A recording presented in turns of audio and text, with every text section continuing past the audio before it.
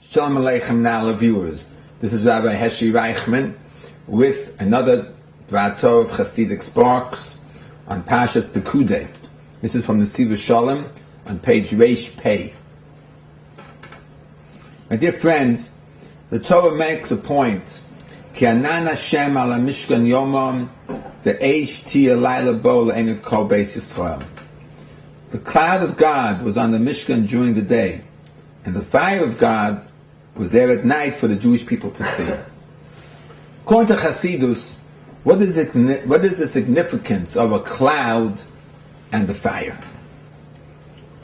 And Nesiva Shalom explains that as we go through life, the Baal Shem Tov has told us that every Jew goes through 42 stops in his sojourn, his trip through life.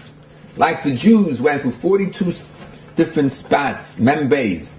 And because we know that the Membeis, the number 42, is a mystical number. It's a very, very exalted number of God's most exalted name. The Shem Membeis. But every Jew follows the Jewish people in 42 stops in his lifetime.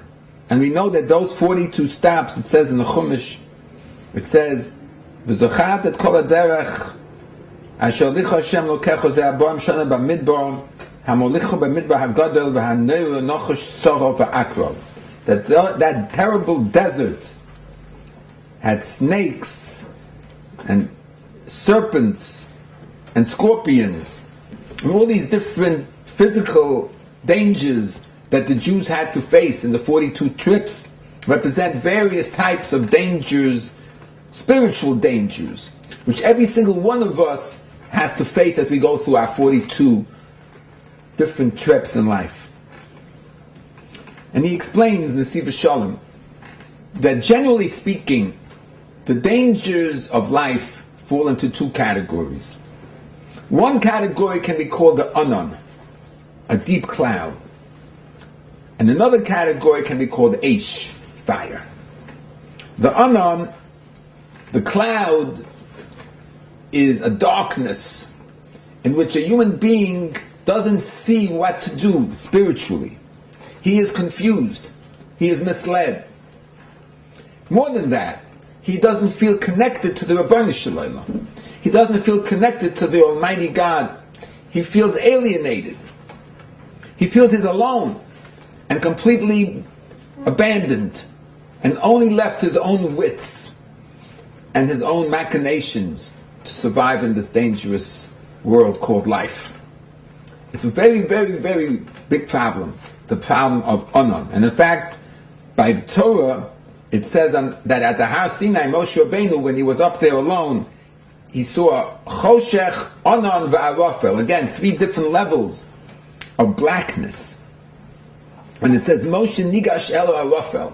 Moshe went into the deepest, blackest part of the mountain. Because even Moshe had to go through this challenge of being separate and distant from God. So the Torah says that that's one danger. Another danger is Eish, is the fire of Taiva.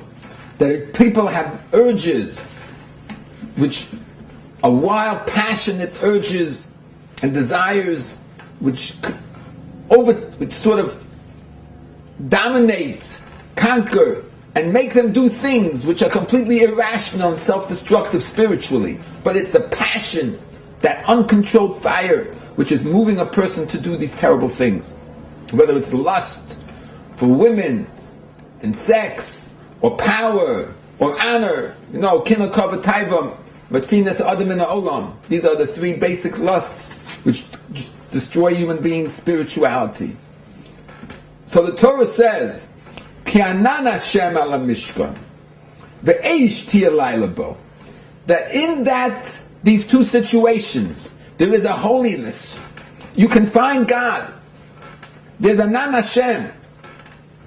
There is a cloud of God in that alienation, in that distance. You can find Him. Baal Shem Tov says in the pasuk, "V'anoichi haster astir," I will be hidden and I will be hidden. So he says it means, why does it say twice? Anochi haster, I will be hidden, aster, I will be hidden. In that hiddenness, which you think you cannot find me, God says, I will be hidden, I will be found in that hiddenness. In our alienation we can find him. There's an Anan Hashem. And also, there's an Eish Hashem.